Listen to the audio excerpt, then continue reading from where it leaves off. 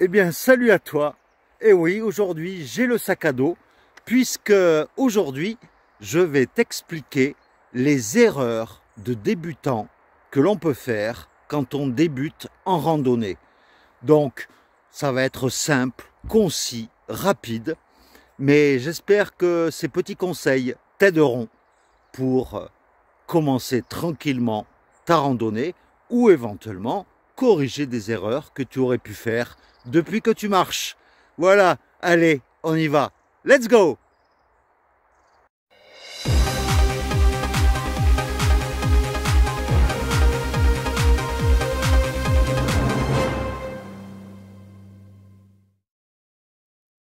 Alors, je vais t'expliquer de suite donc ces fameuses erreurs de débutants que l'on peut faire même si l'on n'est pas débutant. Et la première, bien sûr, c'est de marcher avec des chaussures neuves sans les avoir fait à ton pied. Ça, c'est une erreur. On est tenté des fois d'acheter une paire de chaussures neuves et puis on n'a pas le temps et on part directement sur le chemin avec ses chaussures.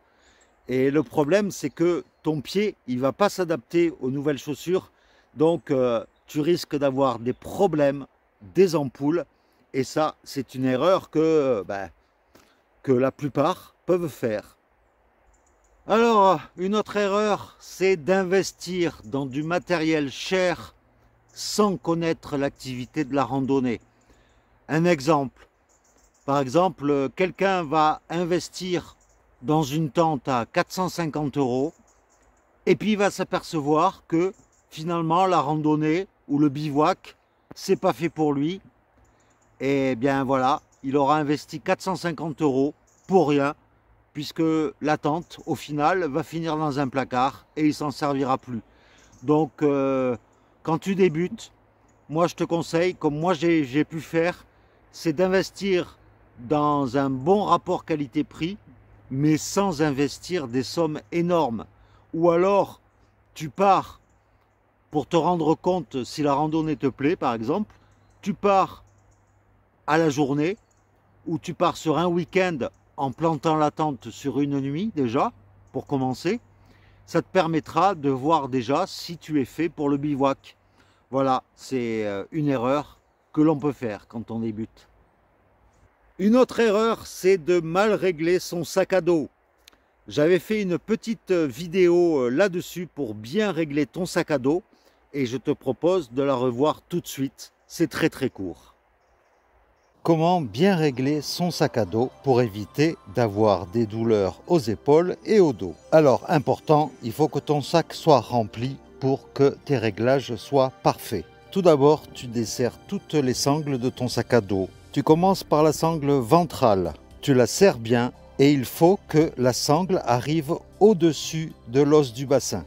Comme ça, le poids n'est pas répercuté sur le dos. Ensuite, tu utilises les sangles pour faire remonter le sac. Ensuite, tu tires sur les sangles du haut pour que ton sac à dos soit bien plaqué contre ton dos. Et enfin, tu verrouilles la sangle de poitrine, sans trop la serrer bien sûr, il faut que tu respires. Cela permet aux bretelles de ne pas s'écarter. Pour t'assurer que le poids de ton sac n'est pas supporté par tes épaules, il doit y avoir un espace entre tes épaules et les sangles. C'était donc l'astuce de Toff. Autre erreur, c'est de partir avec du matériel neuf sans l'avoir testé. Ça, c'est indispensable parce que par exemple, tu as une tente toute neuve pour ceux qui font du bivouac et tu la testes pas avant de partir et tu t'aperçois le premier soir de ton bivouac que la tente est déchirée ou qu'il manque des accessoires, des sardines par exemple, ou qu'il y a un défaut dans la fermeture éclair pour ouvrir la porte de ta tente, eh bien là, dans ces cas-là, t'es niqué.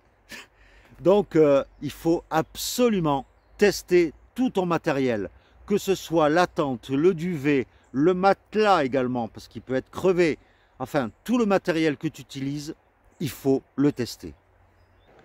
Alors une autre erreur, c'est de ne pas utiliser des bâtons de marche.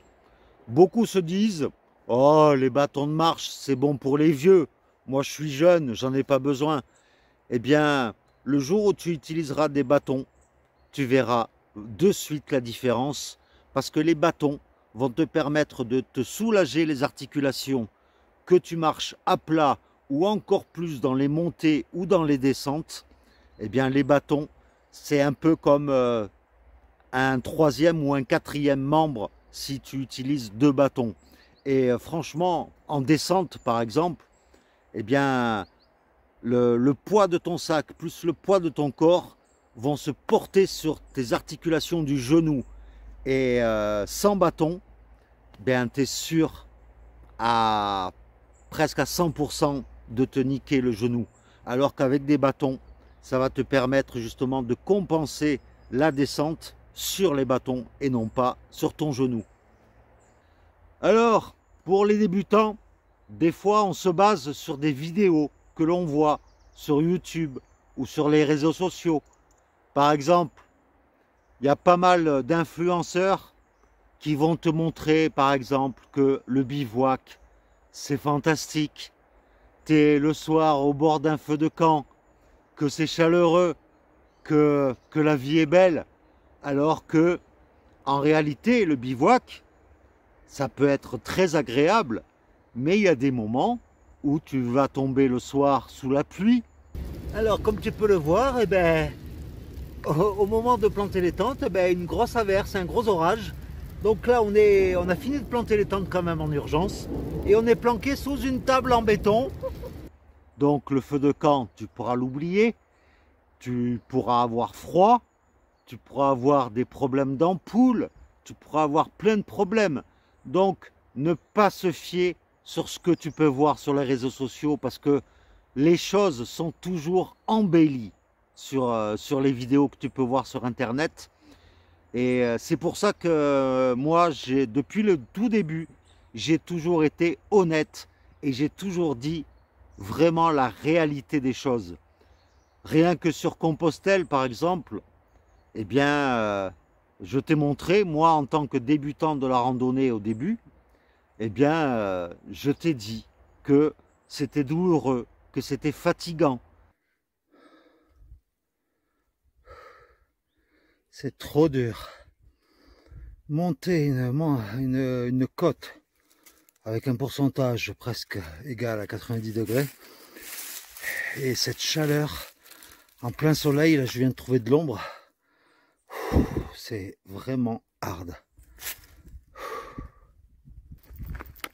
Mais ce genre de chemin, il n'y a pas d'ombre et donc du coup pour que ça passe plus vite, eh bien j'accélère le pas pour que la souffrance soit la plus courte possible.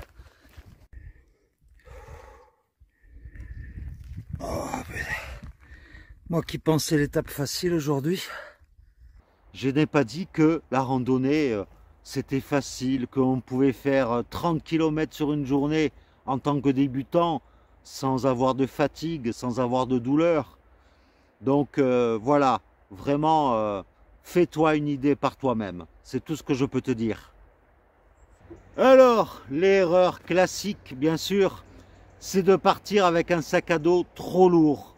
Parce que quand on part, on porte souvent ses peurs. Donc, par exemple, on va se dire « Ah, ça, on ne sait jamais, je peux en avoir besoin, je vais le prendre. » Et ça, et tout ça, ça s'accumule dans ton sac. Et au final, ton sac à dos, il va te peser 1 tonne sur le dos. Et du moment où tu te poses la question, je le prends au cas où, eh bien déjà, rien que si tu te dis ça, tu peux l'oublier. Donc voilà, il faut vraiment bien étudier ce que tu mets dans ton sac. Et plus ton sac sera léger, et plus ta randonnée sera agréable. Et enfin, l'erreur que l'on peut faire quand l'on débute, la toute dernière erreur que je vais t'expliquer aujourd'hui, c'est dès le début de faire des sorties trop longues. C'est-à-dire, dès le premier jour où tu vas partir marcher, de te faire 30-35 km dès le premier jour. Ça, c'est une erreur, mais à ne pas faire.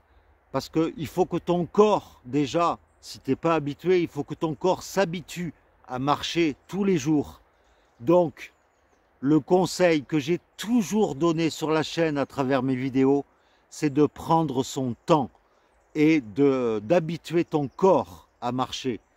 Moi, quand je suis parti, les premiers jours, j'ai marché 15 km. Et puis après 20, petit à petit, j'ai augmenté pour que mon corps s'habitue. Donc, une erreur, c'est de partir trop vite et de marcher trop longtemps dès les premiers jours. Donc, prends ton temps et tout se passera bien. Tu verras. Donc voilà, j'espère que ces petites erreurs que je t'ai énumérées t'aideront à les corriger et à ne pas faire des erreurs de débutant pour bien commencer la randonnée. Donc dis-moi en commentaire s'il y a d'autres erreurs que tu as pu faire en tant que débutant. Et puis je répondrai comme je l'ai toujours fait, je réponds à tous les commentaires. Donc je te donne rendez-vous la semaine prochaine pour une nouvelle vidéo. Et je te dis à très très vite alors. Gros bisous à toi. Allez, ciao!